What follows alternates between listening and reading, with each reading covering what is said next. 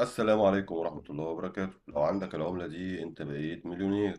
لو عندك العملة دي بقيت ملياردير.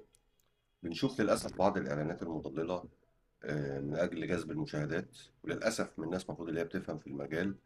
تلاقيه منزل لك حاجة ما تسواش حاجة خالص، ويقول لك ابحث عندك في البيت ودور عندك في البيت، ولو لقيت العملة دي، لو لقيت المعلقة السنبلة، لو لقيت هون قديم، لو لقيت معرفش ايه شيء أبصر ايه.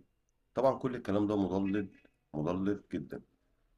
او يطلب نوعية تانية تكلمك على عملات هو عارف ومتأكد ان هي مستحيل تبقى عندك، لان هي بتبقى باختصار شديد بتبقى حاجة اسمها تجربة او نموذج.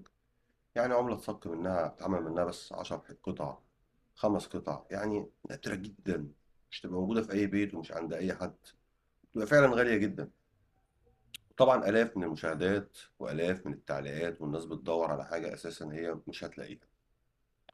العملي في شغلتنا اللي يقول لك سعر حاجه يشتريها. يعني انا باجي اقول لك مثلا بشتري ال 10 قروش خروف مثلا ب 700 جنيه، يبقى اشتريها ب 675، اشتريها ب 650. لكن اقول لك والله انت عندك عمله بتساوي 10000 جنيه بس انا ما بشتريهاش.